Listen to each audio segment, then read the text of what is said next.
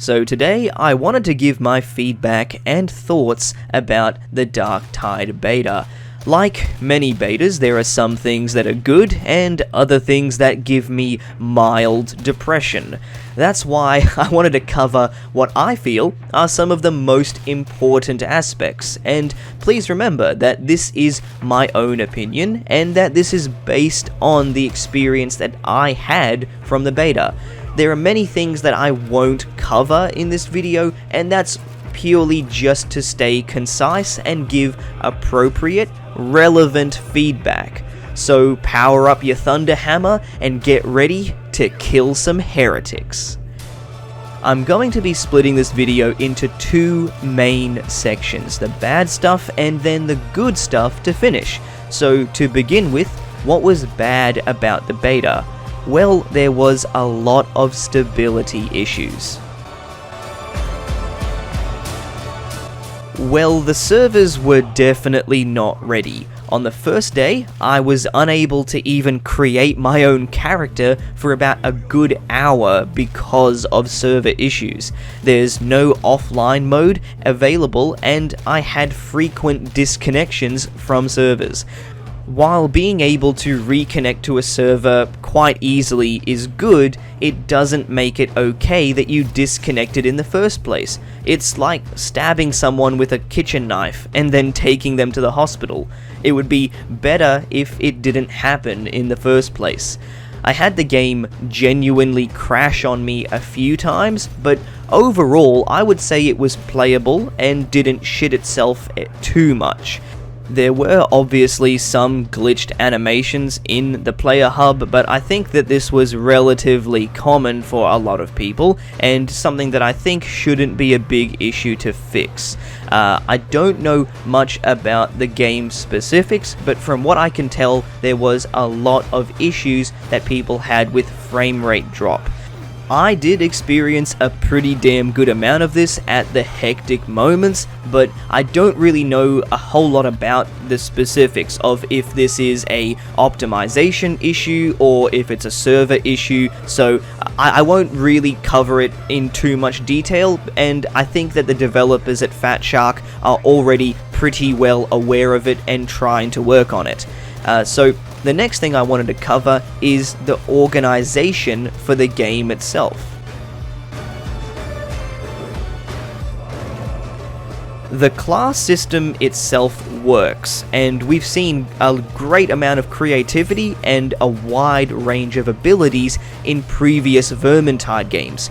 I don't know for sure if this is the case, but we've only seen the same 4 classes available so far, which I don't like the idea of. If there were more classes, I think that we should know about them. Assuming that we do only have 4 classes, I think a lot of people would be very disappointed to see that. The only way I can see that working is if we have a high amount of customization that we can do. It is very likely that we will get other classes as DLCs. Being able to play as something like a tech priest would be absolutely amazing. However, it feels limiting to have not as many classes because you're taking such a wide range of abilities and different builds from Vermintide 2 and condensing that into only a few options. So I would like to see more freedom in changing how you set up your class. I think some of the abilities in Darktide can be lackluster when you really think about them. For example, the Ogryn's charge in the beta is good for clearing enemies, but that's about it. When you get to higher difficulties, that isn't going to be as helpful. What about instead of a charge, having invincibility for 3 seconds, so you can come in clutch and just revive all of your team if everyone's about to die? Or what about swapping our grenade types? These are the sorts of things that we should be able to customize in the full game, and this is what's going to give players the freedom to be able to make their rejects exactly how they want them to be, because choices are important, and there are some things in this game that I don't think have enough importance.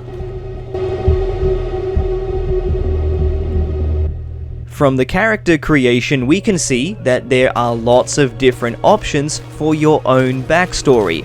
I really like this, and it feels nice to be able to flesh your own character out. Depending on your choice, it can affect your customization even.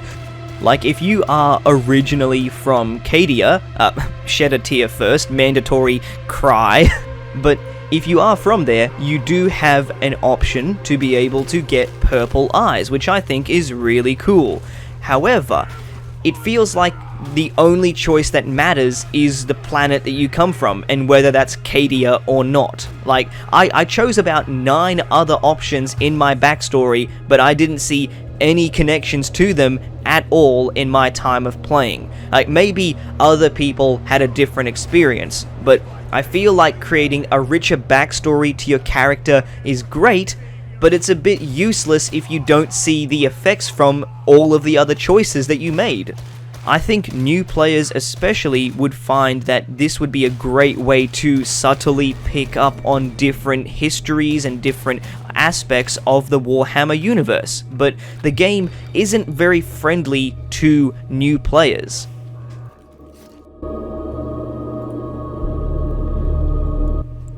It's quite likely to change, but I also wanted to mention that I don't like how little is explained to new players. Like, getting first-hand experience is important, but many aspects like how to get better weapons, weapon variants, guides on how to build your character when leveling up, these things are not explained.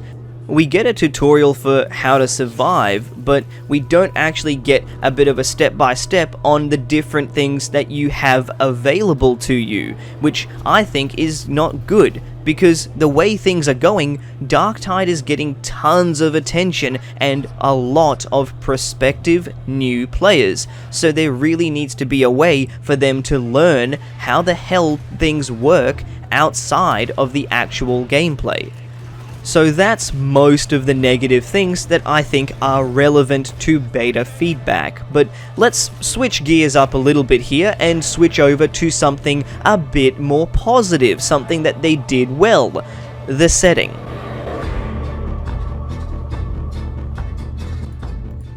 You know what? I'm just gonna say it from the beginning. They goddamn nailed it. The grittiness, the despair. It's almost hard to believe that Fat Shark could actually bring my exact imagination for a hive city to life in such amazing and depressing visuals. I think a lot of this is down to good artists mixed with taking the time to create the little details. I say this because sometimes it just made me stop for a moment to just take it all in, because if you actually pay attention to some of the details in the background, they're drop-dead gorgeous. They look amazing. They also had a special mode where you didn't have electricity for the missions, and so the only light that you could get was from your torches. I didn't get a chance to play this myself, but from the gameplay that I have seen, it's scary and I can't wait to get my hands on it. It looks phenomenal. I do hope, though, that we can see some more creative environments, because a hive city is limited to the dark grey metal design. And look, it's not like I expect a lush, verdant forest in the middle of it all. But I think it would be really good if we could have something more than just dark factories the whole way. I mean, exploring the wastelands outside of the hive cities could be pretty cool, or doing something like a rescue mission to the upper levels of a hive city where you can see more of a royal and fancy feel to it. Like, I think it would be nice if we had some variety in the environments. But overall, the backbone of this game, which is the setting, is very strong, and something that really helps it come out swinging to leave a good impression on people is the sound design.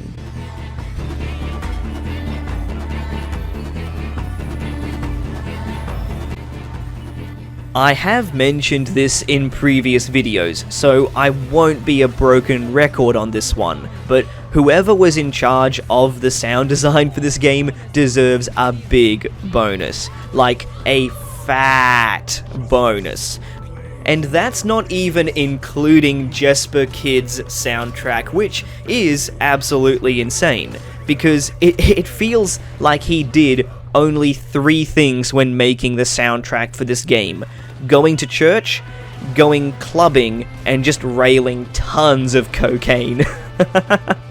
I mean, it's such a strangely addictive mix. It gets me hyped while giving me just enough of a moment to say, wow, what a beautiful choral voice, before I cave in the skull of this poor heretic.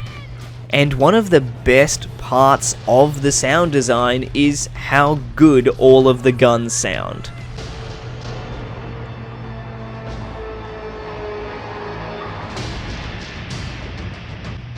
For a team that doesn't really deal with FPS titles, they did some nice work being able to get a pretty wide variety of guns for us that all feel different and unique.